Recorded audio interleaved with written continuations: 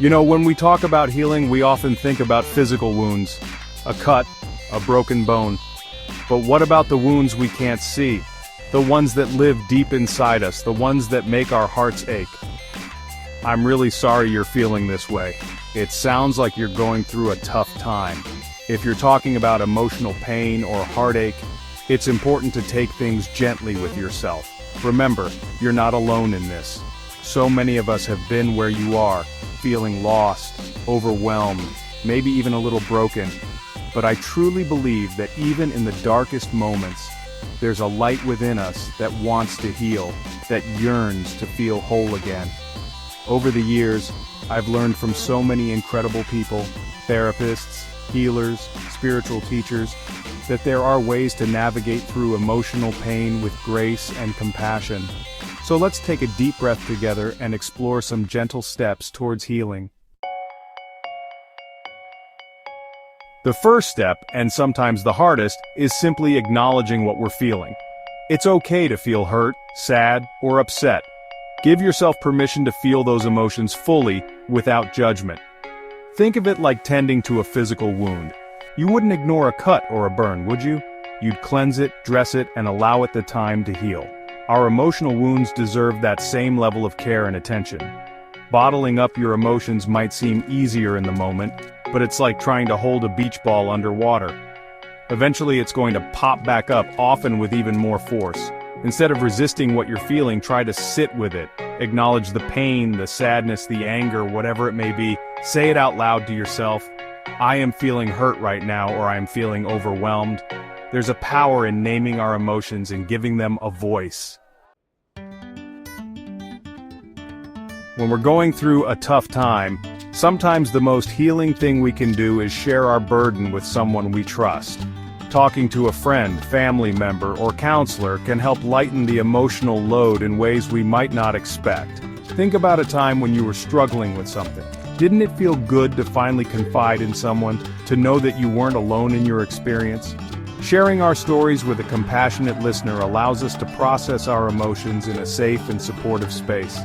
Now, I know that opening up isn't always easy. We might worry about being judged or burdening others with our problems, but true friends and loved ones want to be there for us, even in the messy moments. And if you're not ready to talk to someone you know personally, consider reaching out to a therapist or counselor. They're trained to listen without judgment and can offer guidance and support. When our hearts are hurting, it's easy to neglect our physical needs. We might forget to eat, or we reach for unhealthy comfort foods. Sleep might evade us, or we might withdraw from activities we used to enjoy. But here's the thing. Taking care of our physical selves is essential for emotional healing. When we nourish our bodies with healthy foods, get enough rest, and move our bodies gently, we're sending a powerful message to ourselves. We're saying, I am worthy of care. I am worthy of love. What are some small acts of self-care that you can incorporate into your day? Maybe it's taking a warm bath, reading a good book, or going for a walk in nature. Perhaps it's listening to your favorite music or spending time with your pet. These little rituals of self-love can make a world of difference in how we feel. Sometimes words aren't enough to express the depths of what we're feeling. That's where creative expression can be so powerful. Whether it's writing, drawing, painting, dancing, or playing music, engaging in a creative activity allows us to tap into a different part of ourselves. Think of it as a form of emotional release. When we write in a journal, we can pour out our thoughts and feelings without censorship or judgment. When we draw or paint, we can use colors and shapes to express emotions that words can't quite capture. And when we move our bodies through dance, we can release tension and stress that we might not even realize we're carrying. You don't have to be an artist or a musician to benefit from creative expression. Just allow yourself to experiment, to play, to express yourself without overthinking it. You might be surprised by what emerges. One of the most important things to remember about emotional healing is that it takes time. There's no magic wand, no quick fix. Give yourself the grace and the space to heal at your own pace. It's okay to not feel okay immediately. It's okay to have good days and bad days.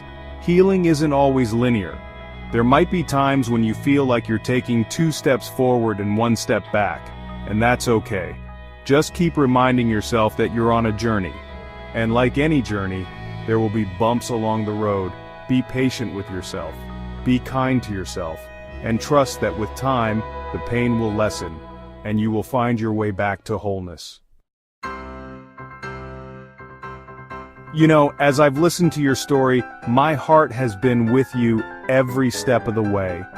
It takes courage to face our pain, to acknowledge our wounds, and to embark on the journey of healing. And I want you to know that you're not alone in this. Would you like to share more about what's been going on? Sometimes talking about it can help ease the burden.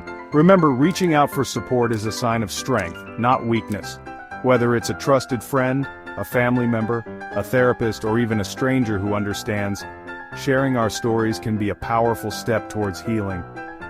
Keep believing in your own resilience, in your capacity to love and to be loved.